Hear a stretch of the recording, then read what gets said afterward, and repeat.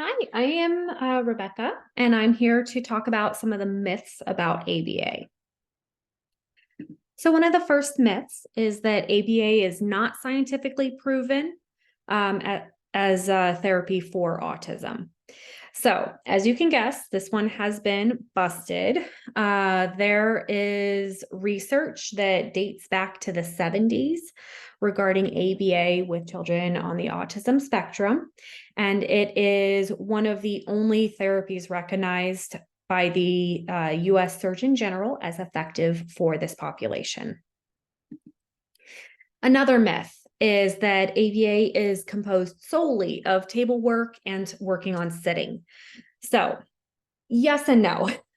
And I would say this because it is meant to be individualized. ABA is simply research on how to analyze behavior. It's based on a bunch of principles, and it is up to the practitioner in determining the individualized goals that are appropriate based on age and functioning of each individual they are working with, and constructing a program based around those needs. So some individuals might need to work at sitting and attending and working at a table for the purposes of school.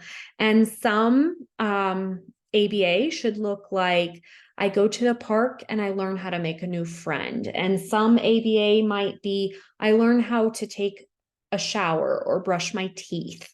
Some ABA might look like I'm learning how to work by myself and advocate for things that I might need to do my work. ABA is meant to be malleable and flexible to each and every learner. And it is not a cookie cutter program that should look the same for each and every kid because every kid is different. Another one is that ABA is a new treatment, kind of a fad for autism. And this is definitely a myth. So, like I said, the research dates back to the 70s. This therapy has been applied to this population for decades and has a lot of research to back its efficacy. Another one is that ABA uses a lot of punishment and will damage my child's self-esteem. Obviously, as a parent, this is, terrifying and detrimental, and we don't want this. And I will say that once again, ABA is a bunch of principles, scientifically driven principles on how to apply and change behavior. So when we're looking at ABA implementation, punishment should really be one of the last strategies we use. There is a lot of tools in our tool belt. Reinforcement or rewarding behaviors is one of the tools that we should use the most because it can be just as or more effective as punishment strategies.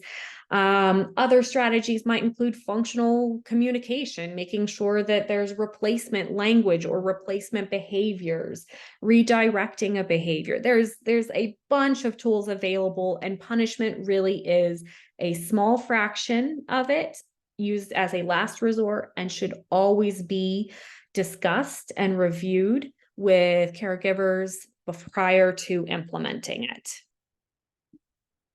ABA therapy promotes robotic language or behavior. This one depends on the learner. With ABA, there should be a lot of naturalizing and generalizing in the teaching, but there are some learners that aren't ready for that step. A lot of the research between the 73 study and the 87 study conducted by Ivar Lovaas shows that generalization and parent involvement was pivotal in making a lot of these skills transfer and naturalize and maintain.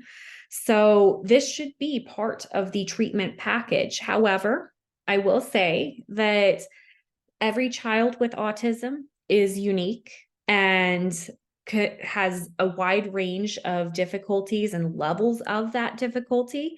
And some kids, we might not successfully move past a robotic sounding language. But I will always say that even if we get some language that sounds a little unnatural, maybe the intonation isn't quite right or the expressions aren't quite right, but I would take that above not speaking any day of the week.